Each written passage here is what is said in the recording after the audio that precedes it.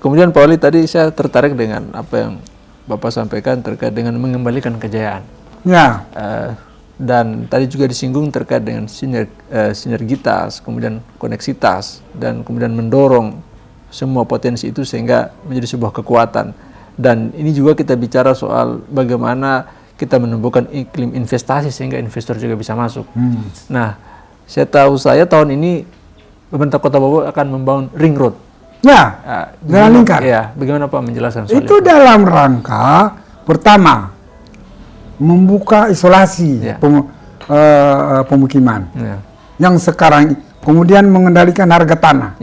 Sekarang harga tanah 2 juta 3 juta ini di pinggir jalan. Pergi di sana 20.000 orang tidak beli. Karena dia mau kemana? Di hutan. Tapi kalau ada jalan, nah, kita mengendalikan juga itu, tetapi juga kita stay, tahan, jangan juga menggila itu harga tanah di sana. Begitu. Kemudian membuka isolasi pemukiman.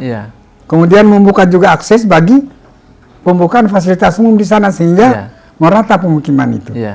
Ketiga, menyambungkan jalan tona itu untuk dihubungkan kemana-mana, jalan lingkar. Jadi manfaatnya itu banyak. Nah, begitu. Dengan membuka isolasi, kemudian pengendalian harga tanah sendiri, menyambungkan transportasi yang tadinya terganjar sampai di sini, berhenti di sini. Nah, ya kalau lingkar ke sana bisa terus lagi kemana, kayak begitu. Berarti dengan kata lain bahwa ini tadi bawa-bawa sebagai inti atau sentrumnya ini harus tetap betul-betul harus berfungsi, harus tersedia sarana prasarana, bandaranya, jalannya, apanya semua. Jadi seperti tadi Pak Irwan bilang mengembalikan kejayaan. Siapa yang bantah? Kalau kejayaan butuh dulu sangat di sini. Nah, tidak ada yang bantah. Zaman dulu juga itu. Saya cerita dulu kalau itu ya. Saya waktu pertama kita dapat Adipura, kan kepala-kepala daerah yang mau kandidat yang mendapat Adipura presentasi. Kita presentasi di Dewan Adipura. Dewan Adipura itu ketuanya dulu Sarwono Kusumatmaja, Profesor Rumawan. Siapa lagi yang perempuan itu mantan menteri? Nah, pokoknya semuanya bos-bosnya yang sudah mapan hidupnya, tidak membutuhkan lagi uang apa. Lalu giliran saya masuk, saya pemaparan. Pertama saya paparkan potensi daerah Bau-Bau dulu. Mengenai letak geografisnya, penduduknya, mengenai visi misinya saya, kemudian mengenai warisan budaya sebagai pusat kesultanan dan pusat peradaban di masa silam yang kita bangga-banggakan. Baru saya cerita bagaimana kiat-kiat kita untuk mendapatkan Adipura. Begitu ketua timnya kan itu Sarwono. Sarwono mempersilakan, Prof. Rumawan, silakan bertanya ini. Silakan bertanya. Langsung diambil alih mic. Pak Wali Kota, selamat siang kalau sore itu. Saya sudah dengar pemaparannya tadi. Saya akan bertanya. Tadi saudara Wali Kota menjelaskan mengenai banyak hal yang terkesan di saya, ada benteng terluas di dunia katanya Pak Wali Kota. Coba jelaskan ke saya, mengapa dibikin itu benteng? Kan pusing tuh mau jalan itu. Bisa bilang orang lanjut Pak Prof, itu aja pertanyaanku. Saya bilang nah, tapi memang kalau begitu, Pak Kam tuh yang muka mau semangat. Saya bilang terima kasih Pak Prof. Pertanyaan Pak Prof ini sudah lama bersemayam di kepala. Kayaknya susah saya jawab sendiri. Tetapi kali ini saya ingin sampaikan. Saya ini dulu waktu saya kuliah Pak Prof, ada mata kuliah itu namanya pembinaan wilayah. Dosenku masih saya ingat namanya, Dr. Rusdi Binuswat. Salah satu materi dia yang kasih kuliah sama selalu tertanam di benak saya. Dia menjelaskan bahwa para ahli strategi perang dunia ini ada adigum dia pegang. Jika ingin damai, siap-siap untuk perang. Kemungkinan leluhurku itu dia tahu sebelum Hitler itu mau membuat adigum itu, mereka sudah tahu, dia dirikan dulu itu benteng.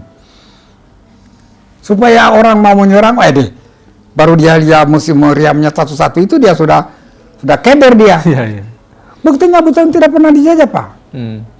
Nah, mungkin karena itu. Karena apanya dia bangun itu kalau tidak ada tujuannya, ibarat kita pasti ngarah tuh. Dia bangun itu, Pak. Sehingga tidak, mereka orang yang melihat pun itu, waduh, baru kita naik dulu di gunungnya, baru kita mati dulu ya kamu. Kira-kira begitu, Prof. Kira-kira semacam untuk memberikan suatu penguatan.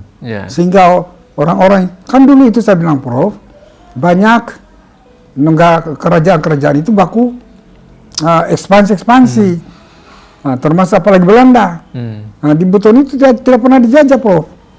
Itu satu. Maka hampir jawabanku. Yang membanggakan saya juga, Prof, itu benteng dibangun, kalau saya tidak salah ingat, sampai 50 tahun. 3 sultan apa 4 sultan? Lebih dari. Saya bilang 3 sultan. Sultan pertama bangun, selesai masa baktinya. Diganti sultan kedua. Belum jadi, dilanjutkan lagi. Bagi lagi sultan ketiga, dia lanjutkan lagi. Ini berarti komitmen mereka itu sangat kuat. Sultan pertama. Sekarang ini kita bilang, dulu tugunya, pintu gerbang, gersa matanya, siapa itu? Isra Alala. Begitu selesai dia diratakan itu. Di mana itu saya bilang patungnya siapa itu? Patungnya Maula Daud. Diratakan sama Ridwan Baik. Ini kan sebuah sikap yang tidak kita kehendaki. Tapi orang tua kita dulu dia konsisten. Yang satu, dia lanjutkan lagi. Di balik konsistensi itu, pemikiranku, ini mungkin tertuang di dalam garis-garis besar haluan negara Kesultanan Buton. Dan itu disepakati di Baruga. Baruga itu tempat rapat, saya bilang, Pak Prof. Tidak mungkin saya bilang dia lanjutkan lagi itu, cuma karena mandat daripada Sarah. Coba kau pikir, pasti begitu. Tapi dia lanjutkan, Pak. Dia lanjutkan lagi sampai selesai. Satu, kedua, ketiga, menurut ceritanya bahwa barang itu dibangun dari perekatnya itu dari kapur dan putihnya telur. Kan ada dua pemikiran kita. Biarpun kita waras, mesti ada pertanyaan. Atau yang lain mengatakan percaya, atau yang ada lebih tidak percaya. Karena kalaupun percaya, ada pertanyaannya. Dari mana ayamnya? Putihnya ayam berapa puluh ribu ekor. Kok bikin saja 1 drum putihnya telur itu sudah habis itu ayam dulu Indonesia ini. Kalau kapur bolehlah di mana saja dia ambil. Tapi putihnya telur. Kalau percaya itu dari mana itu ayamnya? Telurnya apalagi? Kalau tidak percaya lalu dari mana? Nah, ini pertanyaan di kepala kita. Kepala saya.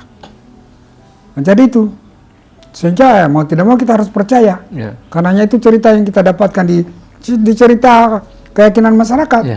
Tidak ada juga di literatur. Kemudian itu di benteng, Prof, dibikin di atas gunung. Memang di gunung di atasnya relatif rata, tetapi dia bergelombang terengnya. Itu yang bikin siapa konsultannya, siapa perencananya. Bukan ilmu kacang-kacang itu saya bilang. Arsiteknya siapa? Hambalang saja di Bandung itu pusatnya para insinyur, taunya insinyur. Dia baru bikin Hambalang belum diresmikan sudah rontok. Itu batu-batu alam itu. Ratusan tahun tidak apa-apa. Nah, ini kan pertanyaan tidak bisa kita jawab dengan ilmu yang kita sekarang. Jauh sekali ilmunya mereka. Futuristik. Ini satu wujud kemampuan, kejayaan mereka. Sudah ada. Dari mana itu dia? Bandan, masih banyak lagi. Saya bilang kebanggaan-kebanggaan yang kita patut untuk kita memberikan apresiasi. Ya. Terutama kita generasi muda sebagai pelanjut ini. Ya. Dan menjadilah beban kita. Ya. Masa dulu begitu? Betul. Setelah selesai, saya berhenti nih. Saya kira begitu saja Pak Prof. Setelah selesai saya pertanyaan. Tidak lagi yang tanya. Karena saya kasih lama-lama saya goreng mereka tuh. Iya. Satu pertanyaan saja itu. Langsung kita dapat di pertama nih. Iya. Dan akhirnya Adipura ini setiap tahun menjadi. Ya, setiap tahun nih. Itu medalku pertama. Dan itu juga terpikir spontanitas. Iya. Ya memang sudah tahu lama juga, tapi tidak terpikir untuk menjawab apa, tidak. Bahkan forumnya ini juga bukan forum sembarang ini, Pak. Para profesor itu. Iya. Forum mana itu? Di Madipura. Iya. Itu setelah selesai kita memperbaiki di mana. Sudah datang dia nilai di sini. Iya. Sudah masuk ada kandidat nih. Semua ada juga masuk kandidat tidak jadi karena ini kita. Iya. Nah, itulah. Jadi kalau bilang tadi Pak Irwan mengatakan kebanggaan sebagai daerah yang sudah kejayaan masa lalu, saya kira justru memang menjadilah tanggung jawab kita, tapi tidak mudah. Kita bicara sebagai keterampilan, seni keterampilan, orang membuat rumah. Siapa sekarang lagi yang bisa membuat rumah? Tidak pakai paku itu satu rumah. Betul. Tidak pakai paku. Cari tukang yang insinyur dari Bandung itu. Tidak akan mampu. Sekarang tinggal kejayaannya yang kita.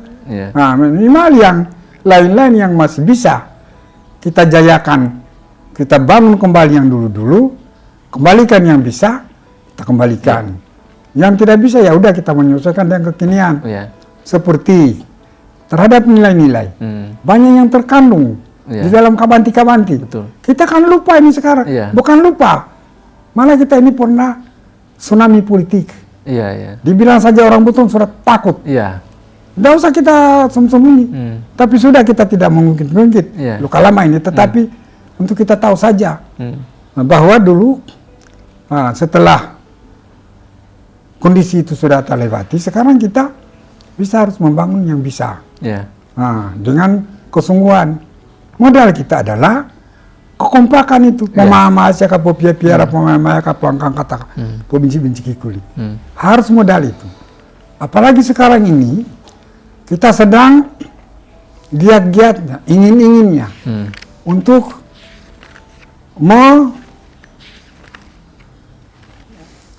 memperoleh pengakuan pemerintah mengenai pemekaran. Menurut saya persyaratan kita penuhi. Persyaratan dari aspek administrasi, cakupan wilayah, aspek sejarah, aspek budaya, dari aspek lagi letak geografis, demografi, sumber kekayaan alam kita cukup, lebih dari cukup. Keinginan masyarakat, saya kira seluruh orang Buton kalau ditanya mau mekar nggak, tidak sama. Kalau dia bilang tidak, baru yang aku orang Buton, saya lihat dulu mukanya. Nah, kan begitu. Betul. Pasti mau semua. Tetapi syarat-syaratnya kadang-kadang kita terabaikan. Kekompakan. Betul. Kita harus punya pengalaman untuk itu. Betul. Buton Raya. Sudah di Embang Pintu. Mulai perdebatan tentang nama, perdebatan tentang ibu kota, perdebatan tentang wilayah cakupan. Adanya juga motivasi dari senior kita yang kadang-kadang tidak sejalan, mungkin pencitraan atau apa, tapi kenyataannya kita tidak jadi. Ini semua kita harus belajar dari itu. Harapan saya bilang ke Pak Irwan, ke depan satu syarat utama saja, yaitu semangat spirit Polima harus menyertai keinginan kita untuk mekar. Itu dengan kegotong royongan kita. Saya kira itu. Kalau bicara syarat-syarat, kurang apa? Bandingkan yang Gorontalo, aspek sejarah, aspek budaya, jauh. Menurut kita menurut mereka mungkin lebih hebat dia. Dengan Sulawesi Barat. Tapi kenyataannya yang apa ini juga kita tidak masuk. Karena apa? Mulai lagi muncul macam-macam lah yang baku tuh debat-debat seolah-olah kita saling-saling, nggak boleh. Nah, ini himbauan saya kepada saudara-saudara saya semua, baik senior junior maupun generasi muda. Marilah kita bangun membahu. Jangan mengangkat hal-hal yang perdebatan, apalagi di medsos, dibaca itu orang di istana itu. Itu himbauan saya. Mari kita bangun membahu. Ada hal-hal yang kita diskusi, mari kita undang, kita kumpul cerita. Kalau perlu kita debat. Artinya diskusinya yang produktif, Pak Wali, ya? Produktif dan konstruktif. Dan konstruktif. Jangan di medsos, jangan. Jangan di medsos. Pada akhirnya hanya debat kusir saja yang terjadi. Di kita pertemuan kayak kemarin dulu itu, rapat pertemuan kita. Nah, masih ada lagi yang belum clear, ya kita clearkan lagi. Hal-hal yang kita tidak sependapat, tidak apa-apa, jangan kita pertentang. Itu tadi, jaga kekompakan. Kekompakan kita jaga. Kata kuncinya. Sebagai sesama orang butuh. Sebagai pusat peradaban, sebagai pusat budaya. Budaya itu harus dia wujud di dalam tutur kata, tingkah laku, perbuatan. Yang mengerucut, mencair di dalam akhlak karimah. Luar biasa. Mencirikan karakter dan kepribadian seseorang. Mantap. Mantap. Luar biasa. Harus mantap. Ini Pak Wali, mungkin closing statement Pak Wali, apa yang Bapak mau sampaikan terkait dengan PO5 sebagai spirit of Wolio untuk mengembalikan kejayaan Buton? Itu tadi. Pertama, spirit PO5. Kita tahu kan PO5 ini, saya sudah jelaskan tadi, adalah nilai instrumental yang disadur dari Sarapatanguna dan dari banyak literatur, dari banyak teori. Karena PO5 ini dia adalah sebuah hasil sebuah temuan dari hasil penelitian saya, yang menggunakan berbagai macam teori dan berbagai macam konsep, termasuklah ini Sarapatanguna, Pancasila, teori-teori kepemimpinan. Saya rangkum, baru saya olah menggunakan pisau analisis Asoka. Saya sudah terangkan tadi Asoka itu belum? Bisa diuraikan kembali. Asoka itu cara mengelaborasi atau membedah persoalan kepemimpinan. Asoka A itu, A-nya itu ability, kemampuan seseorang, kemampuan bawaan. Misalnya orang itu fisiknya sempurna, gagal lagi, baru dia berwibawa, potensi jadi pemimpin. Tapi kalau tidak diangkat kan tidak ada. Tapi potensi diri ada. Biar juga kau pintar tapi kayak kulu-kulu juga ya. Kita tidak kira-kira begitu. Jadi ability, kemampuan. Itu kemampuan potensi bawaan. Kemudian strength, kekuatan. Kekuatan ini adalah modal dari institusi yang berwenang. Dipilih rakyat, diangkat oleh menteri atau presiden, ada otoritasnya. Teken itu karena ada strength namanya, kekuatan. Itu semua orang pemimpin. Itu pun belum cukup. Opportunity, kesempatan. Biar juga kekuatan ada ini. Kalau kesempatan tidak ada, tidak mungkin. Opportunity, termasuk kita mengangkat PO5. Kalau bukan pada saatnya, mungkin bisa-bisa kita masuk penjara. Kalau tahun 65 atau 69, kita angka itu, ini orang Buton rusak lagi. Itu kalau tidak waktunya. Kalau sekarang ini sudah waktunya kita bersatu. Mari kita angkat. Opportunity. Pemimpin juga jangan meninggalkan budaya. Jangan kau kerja kerja saja semau-mau budaya. Kau tinggal tidak akan diikuti masyarakatmu. Budaya itu. Ini tadi nilai-nilai. Peninggalan-peninggalan lain. Kita angkat. Bahu-membahu kita. Nah, itulah salah satu budaya yang merupakan nilai. Mama, siapa pia-pia, mama, pangkat, pembenci-benci ikut. Itu salah satu. Kemudian agility, kecerdasan. Nah, ada itu tadi, tapi kalau kita tidak cerdasannya, nah tidak bisa. Perpaduan antara nilai ini. Saya kaji mulai dari Sarapatanguna. Kemudian saya kaitkan dengan teori-teori kepemimpinan. Menghasilkan temuan baru, kepemimpinan pemerintahan Polima. Jadi aslinya itu pemerintahan Polima. Karena di balik itu ada kepemimpinan strategis, kepemimpinan visioner, kepemimpinan demokratis, kepemimpinan otoriter. Kalau Firaun itu kan pemimpin otoriter itu, Hitler. Kita kepemimpinan Polima yang nyaman, damai. Itulah konsep itu. Itu harapan kita. Kalau ditanyakan konstituen saya, pernyataan terakhir ini adalah kita membangun kebersamaan itu. Perbedaan jangan kita tonjol-tonjolkan. Karena kita bicara literatur yang ada. Sedangkan buku-buku itu, para ahli itu berbeda-beda. Apalagi tulisan-tulisan Buton ini kan kabenci-kabenci semua. Tidak ada yang salah lah yang menulis itu. Sudah, jangan kita perdebatkan. Nah, kita mencari saja dalam kebersamaan. Saya kira itu intinya. Pesanku kepada saudara-saudara, adik-adik saya, teman-temanku semua, mari kita membangun kebersamaan ini. Nah, kelewat lagi. Dengan telah kita menerapkan prinsip-prinsip nilai-nilai Polima ini dalam sistem pemerintahan, rasa-rasanya saya sudah banyak yang berdampak positif. Kalau menurut saya, kita mulai tahun kedua sudah dapat Adipura. Coba tahun ketiga ya, Adipura, Wahana Pangripta Nusantara Utama, tahun kedua itu. Baru tahun ketiga Adipura, baru WTP, Pangripta Nusantara, Wahana Tata Nugraha, Kota Peduli HAM, Kota Sehat, penghargaan dari Buton Pos, penghargaan dari apa itu, dari kebudayaan itu loh, dari anugerah kebudayaan dari PBI. Ada juga dulu dari apa namanya itu,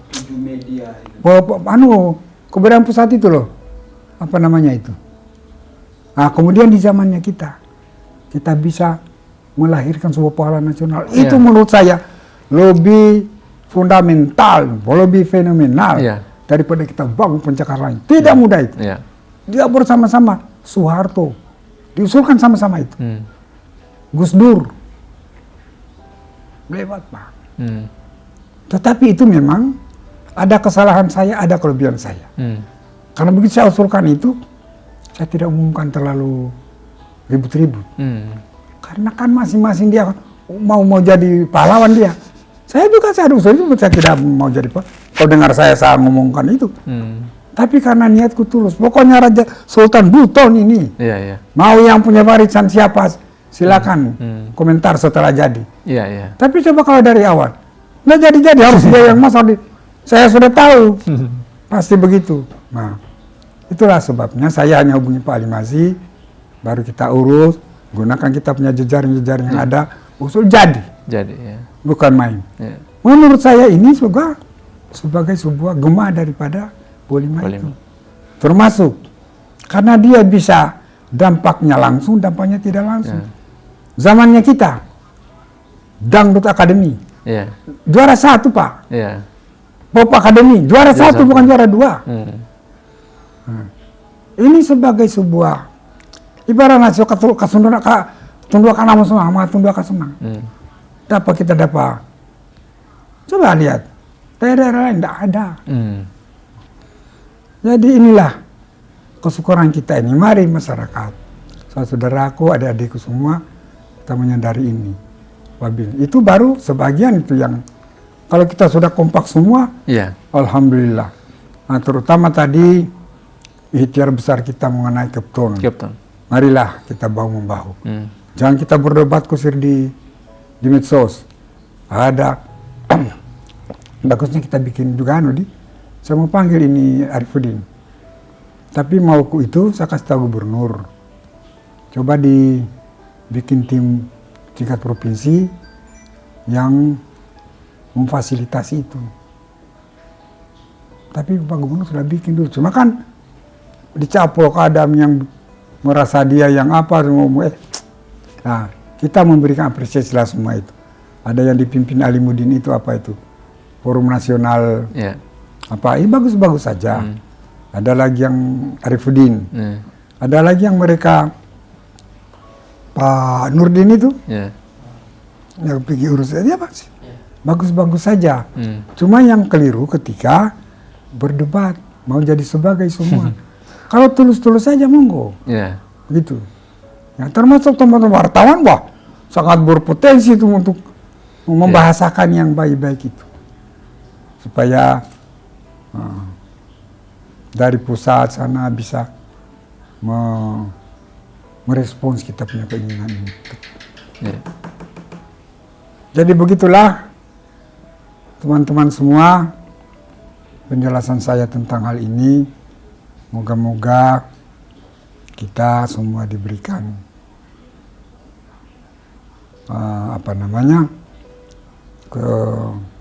kesehatan, dilindungi oleh Yang Maha Kuasa, diberikan petunjuk oleh Tuhan Yang Maha Esa, diberikan diridhoi, direstui, dan diberkahi segala ikhtiar kita untuk kejahatan daerah kita, Buton yang tercinta. Nah, karena kalau kita bicara budaya Buton, tidak ada budaya bau-bau, tetapi bahwa pusat Buton di bau-bau tidak bisa juga kita. Jadi saya kira begitu Pak Irwan, penjelasan saya. Terima kasih Pak Wali atas waktunya. Jadi ini luar biasa, tidak terasa waktu yang kita gunakan untuk berdiskusi ini sekitar 1 jam. Tapi banyak sekali hal-hal menarik yang disampaikan oleh beliau, dan quote-quote yang menarik juga ini yang sebagai penguatan kita dalam kehidupan sehari-hari. Ini juga sangat luar biasa, dan intinya bahwa pada malam hari ini kita banyak mendapatkan pencerahan soal bagaimana Polima sebagai spirit of Wolio untuk mengembalikan kejayaan Buton. Terima kasih Pak Wali atas waktunya. Terima kasih sama-sama. Ya, insya Allah nanti kita berjumpa lagi pada bulan depan dengan pembicara kita yang luar biasa yang akan memberikan kita dengan topik yang lain. Salam Polima. Ya, salam Polima. Assalamualaikum warahmatullahi wabarakatuh. Waalaikumsalam.